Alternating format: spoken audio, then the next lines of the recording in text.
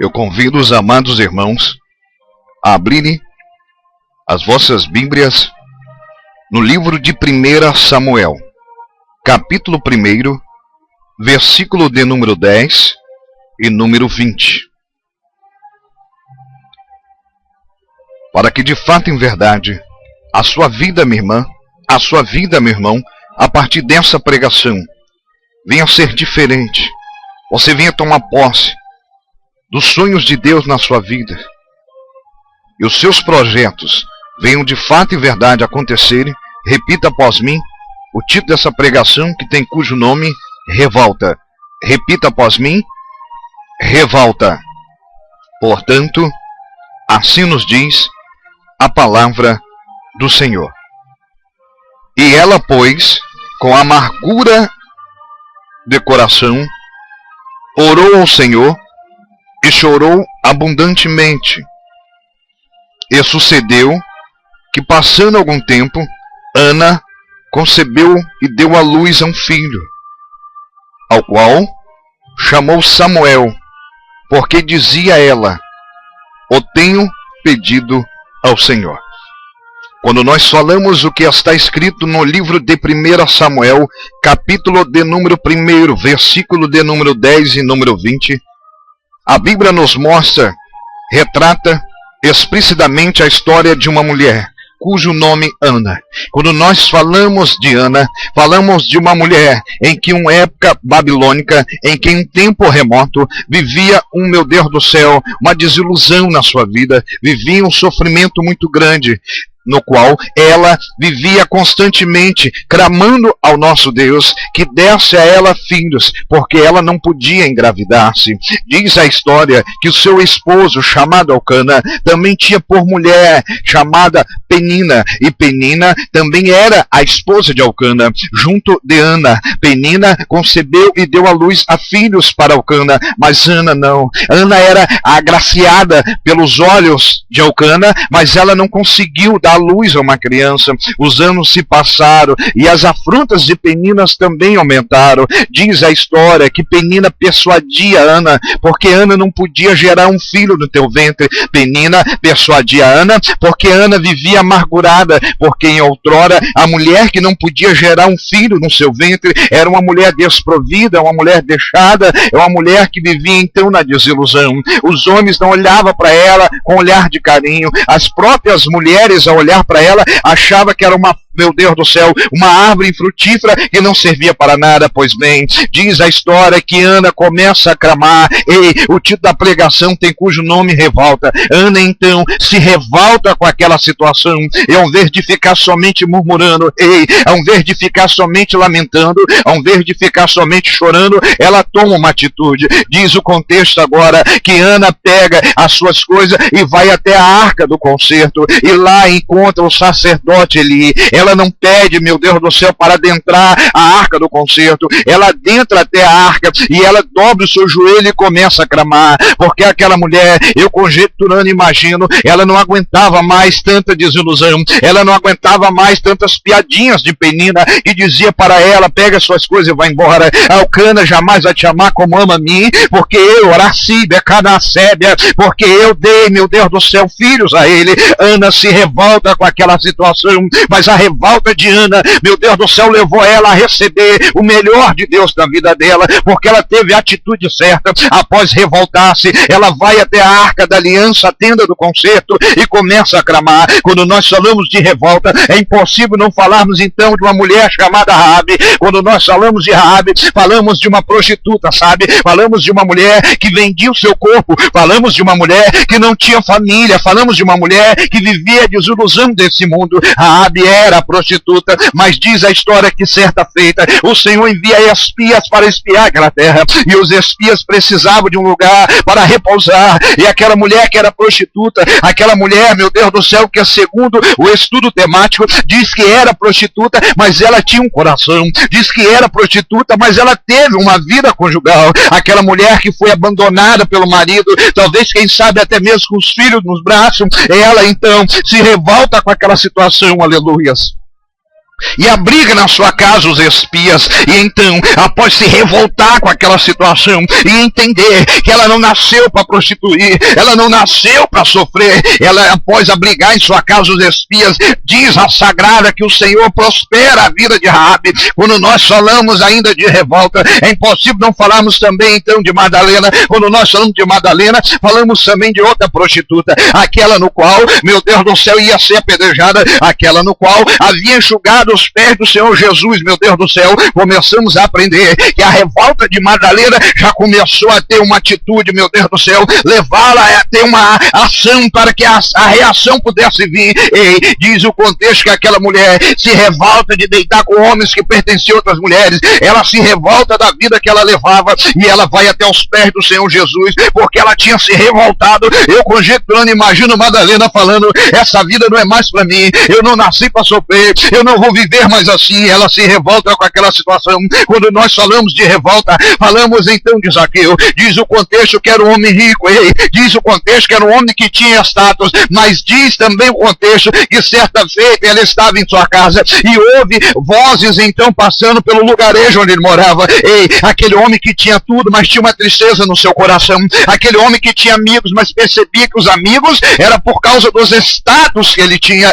Aquele homem chamado Zaqueu, ele se revolta com aquela situação. Ele se viu um homem rico, sim, ele se viu um homem com amigos, sim, ele se viu um homem farto, sim, mas também era um homem triste, e ele se revolta, levanta da sua cadeira, vai até o portão e passa uma grande multidão. Percebe-se que existia um homem que tinha uma unção diferente, um homem que era diferente, e ele se revolta também por não conseguir tocar, nem muito menos esse homem sube até uma árvore. E Zaqueu, ao subir numa árvore, ele avista aquele que podia e pode de fato mudar também a história da sua vida. Ela revolta na vida de Zaqueu. Zaqueu agora passa a ser um homem diferente porque ele se revoltou. Ainda falando de revolta, falamos agora de Mateus. Diz a história que Mateus também tinha dinheiro. Diz a história que certa feita Mateus estava na sua casa dando mais uma daquelas festas que chamava todos aqueles idólatras. Ah, meu Deus do céu, a orgia era grande naquele lugar. Mateus tinha dinheiro, Mateus tinha mulheres, Mateus tinha carro, Mateus tinha status, mas não tinha Jesus no coração. Mateus vivia entristecido, cabisbaixo, oprimido, deprimido, e ele se revolta com aquela situação. Ao adentrar na sua casa, um homem chamado Jesus Cristo Nazareno, Mateus então se levanta, deixa os convidados de orgia de lado, deixa os familiares de lado. Eu conjecturando, imagino que nesse momento Mateus deixa a droga de lado, Mateus deixa a bebida de lado, Mateus deixa tudo desse mundo, e então ouve o nosso Senhor Jesus, porque ele se revoltou. Ele viu que aquilo que ele estava vivendo não era uma vida que ele queria para ele, mas soltava oportunidades, não é verdade? Quando nós falamos de revolta, voltamos a falar de Ana. Após sofrer, ser humilhada, ela então dobra o seu joelho e começa a clamar. Talvez, quem sabe, minha irmã, meu irmão, a sua vida não tem caminhado porque você não tem clamado. Você consegue murmurar, sim. Você consegue reclamar, sim. Você consegue chorar, sim. Se entristecer, claro. Mas você não tem tido a revolta no seu coração. A sua vida só vai mudar quando você fizer assim como os heróis da fé fizeram na Sagrada Escritura. Assim como Ana fez. Você precisa se revoltar. Se assim essa desenganou você e disse que essa enfermidade acometeria em todo o teu corpo e tiraria a sua vida, você precisa se revoltar. E se disser para você que você morreria com esse cigarro na sua boca, com essa bebida, ingerindo, meu Deus do céu, dia e noite, e você então tomou posse e vai morrer assim, sua vida não vai mudar. Mas se você se revoltar e disser cigarro, você não me pertence mais. Se você disser bebida, você não me pertence mais. Se você se revoltar e falar, essa droga não é mais para eu usar, a sua vida vai mudar. Assim Ana fez. Ana se revolta. Ela tinha madre cerrada, sim, não podia gerar uma criança, sim, mas ela se revoltou. E quando você se revolta,